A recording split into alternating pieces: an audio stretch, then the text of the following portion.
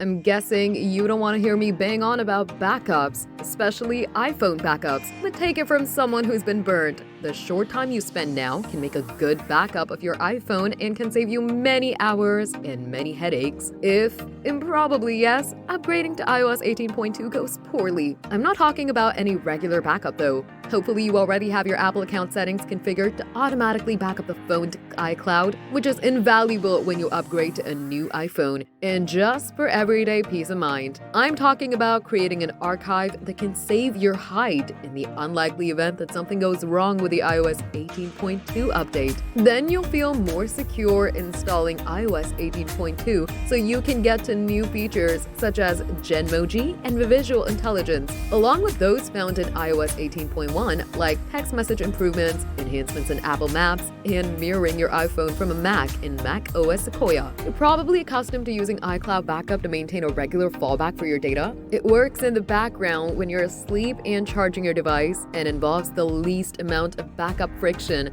as long as you have sufficient iCloud disk space available. Go to Settings, click on your name, click on iCloud, now click on iCloud Backup and turn on Backup this iPhone if it's not already active. However, when it comes to moving to a full release version of iOS, such as from iOS 17 to iOS 18, an iCloud Backup introduces a problem. You can't restore from that cloud backup if you revert back to iOS 17. And unfortunately, iCloud keeps just the most recent backup. You can't pick and choose from previous backup iterations. If you try to use an iOS 18 cloud backup to restore back to iOS 17, you'll get an error. Making an archive is also an important step when you install iOS betas. This is why you need to archive a backup on your computer. Before you create this archive backup, you should decide if you want to enable one of the options. Encrypt local backup. For security, this feature scrambles the data to prevent someone with access to your computer from accessing it. This option also preserves sensitive information in the backup, such as saved passwords and personal data in the health and fitness apps. The downside is that it requires you to create a separate password for the backup. If you forget or lose that password,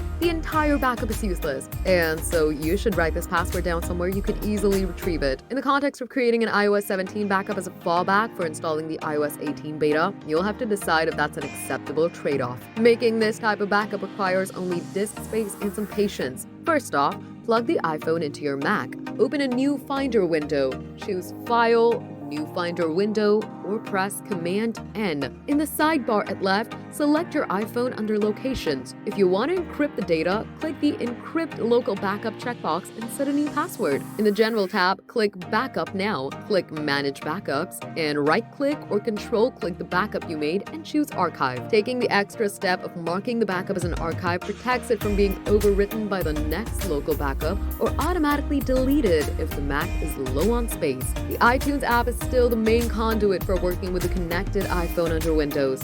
Open iTunes and do the following. Plug the iPhone into your Windows computer. In iTunes, click the iPhone button at the top left. Click on Summary. If you want to encrypt the data, click the Encrypt Local Backup option and set a password. Click Backup Now. Now click Manage Backups. Right-click the backup you made and choose Archive. Taking this extra step protects the backup from being overwritten by the next local backup or automatically deleted if your computer is low on space. When an archive is in place, you can start using the iOS 18 beta secure in the knowledge that should anything warrant a retreat to iOS 17, you can quickly get your iPhone back into service.